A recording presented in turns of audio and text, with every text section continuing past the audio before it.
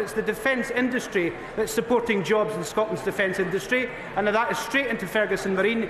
Whereas the Scottish Government walks past on the other side, we will invest, Mr Speaker. We now come to Prime Minister's questions. Durham Pape. Question number 1, please, Mr Speaker. Minister.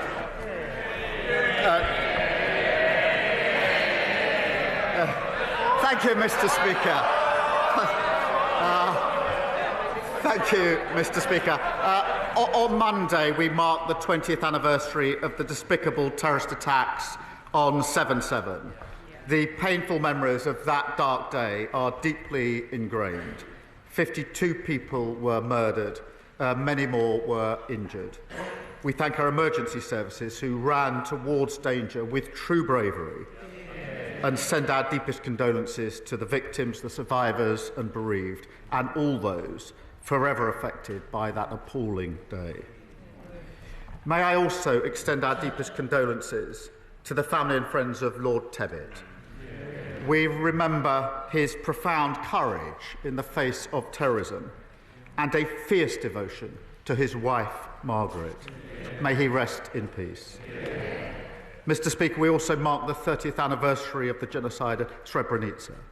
We remember those lost and redouble our efforts to fight hatred and intolerance wherever it exists. Mr Speaker, I'm delighted to welcome President Macron to the United Kingdom. Our relationship has never been stronger, and we're focused on tough new tactics to tackle illegal migration, major economic investment to create jobs, and leading our allies to support Ukraine. Mr Speaker, this morning I had meetings with ministerial colleagues and others. In addition to my duties in this House, I shall have further such meetings later today. Thank you, Mr Speaker, and can I associate myself with the Prime Minister's remarks? At a recent coffee morning, residents in Southampton Itchen told me how much they still miss the Bitton NHS walk-in centre that was shut down a decade ago under the Conservatives. So can I begin by welcoming this government's 10-year plan and its commitment to neighbourhood health services?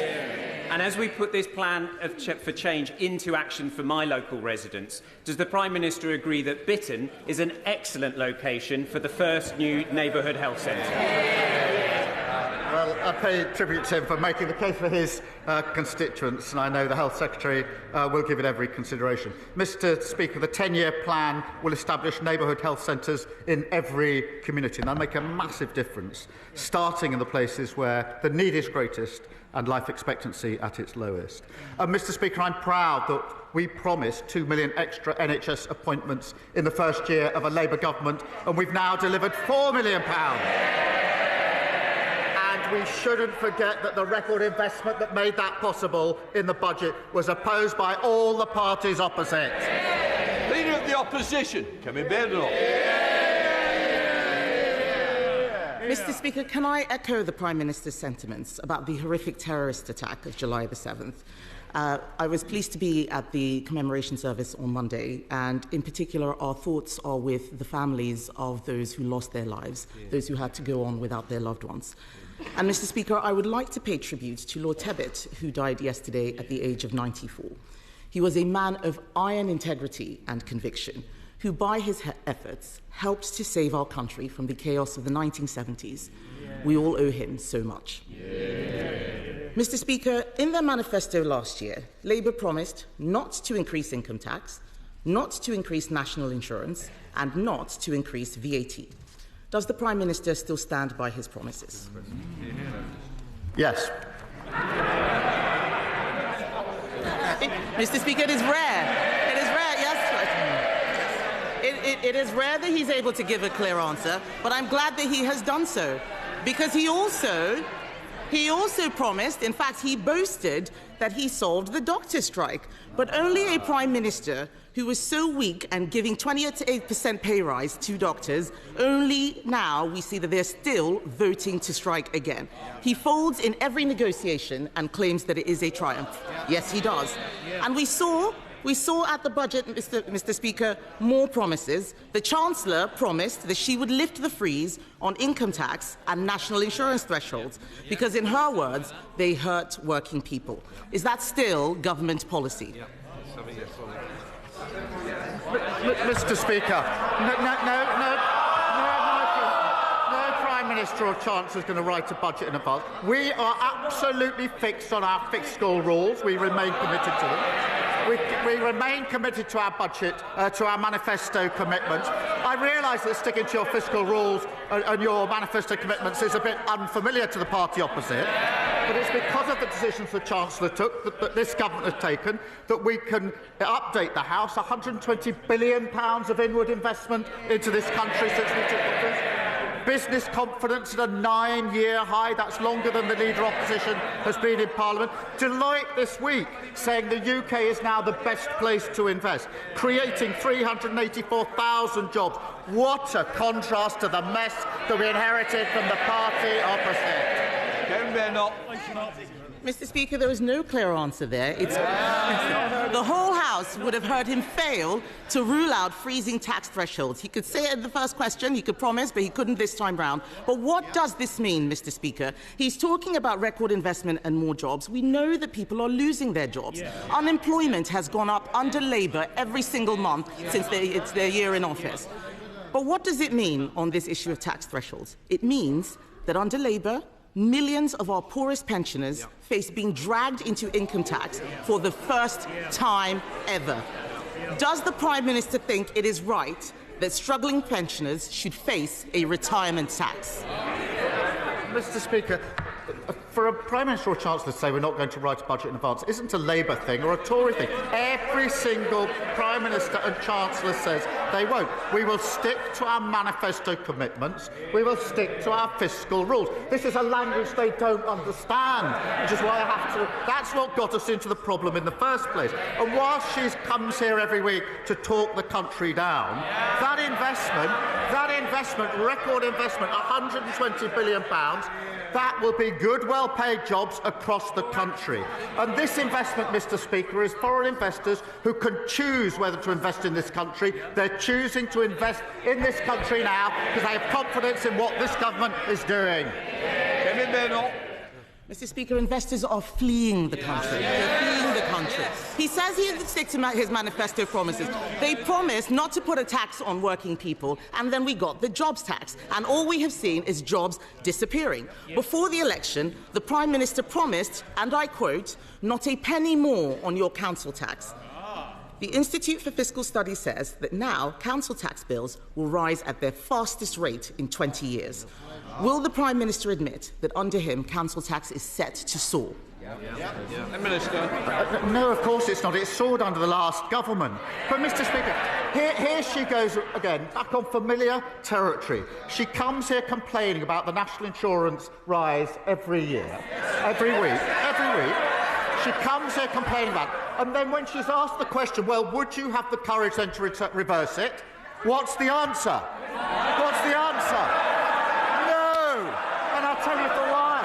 Because she's too embarrassed to say she doesn't want the investment we put in. That investment went to the NHS. They want the investment, they can't say how they're going to pay for it. That is what got us into the problem in the first place. Mr. Speaker, he still doesn't understand, so I'm going to make it very simple for him. This is a mess of his own making. He shouldn't be asking how we would clean it up. The fact is, they raise national insurance through the jobs tax, and that's why they have to put up council tax. The truth is, his catastrophic budget has created a domino effect which he cannot now control. We on this side of the House know that you cannot tax your way to growth. But now he's flirting. They're all muttering, I remember that budget, they were laughing and cheering, they had no idea the mess that they were creating.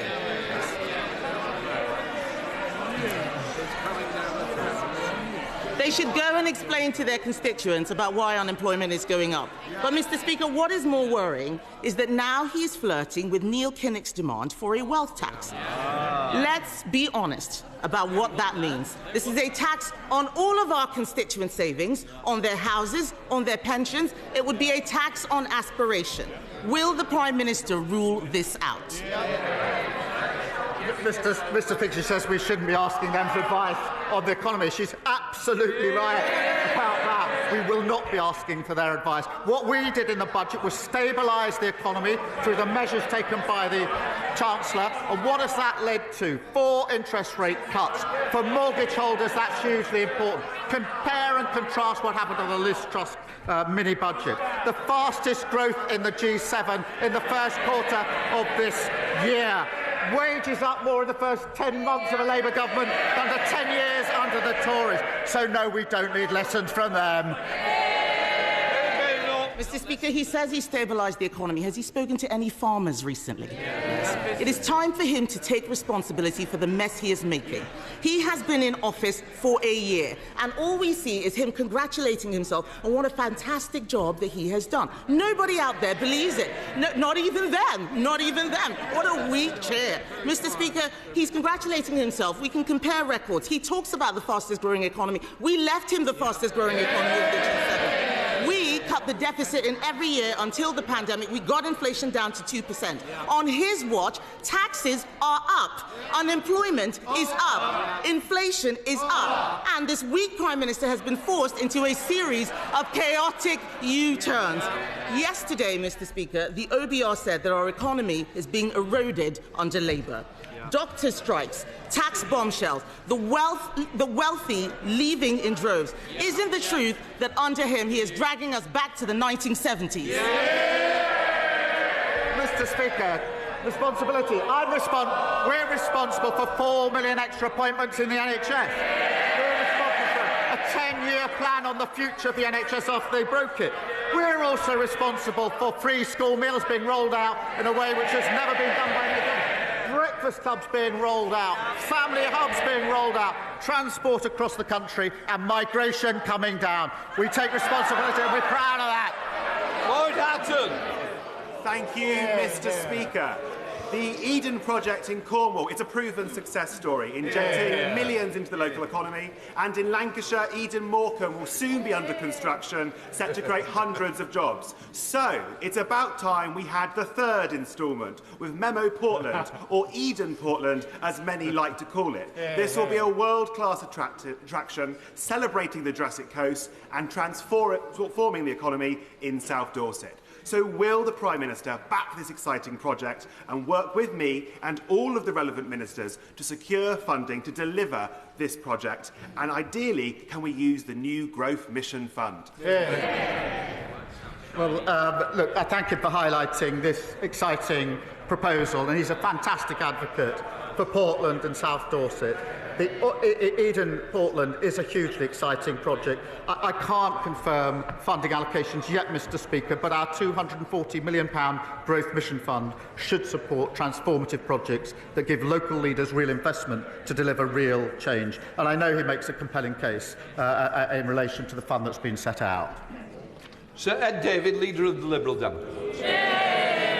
Thank you, Mr. Speaker. Can I associate myself and my party with the Prime Minister's comments about the horrifying terrorist bombings of 7/7 here in London? Our thoughts are with the victims, their families, and our amazing emergency services. And can I also join in the condolences to the family of Lord Tebbit? He was a man of service in the RAF, in politics, and as a carer for his wife, Margaret. He will be greatly missed. Mr. Speaker, after years of Conservative neglect, the special education needs system is in desperate need of repairs.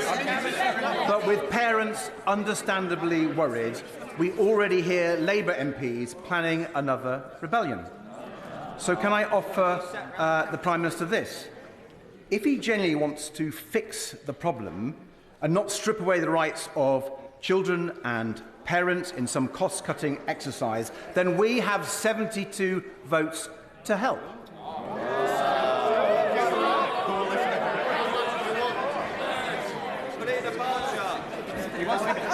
So,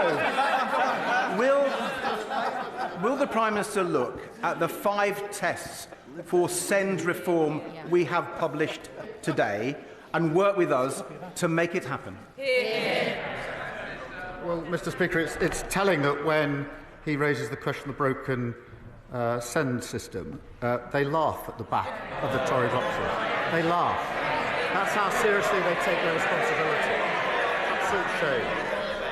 But as he knows, every week across the House, people raise this issue with me. I think it's been raised more times than anything else. And everyone knows the system is broken. And again, guess who broke it along with everything else? It doesn't work for parents.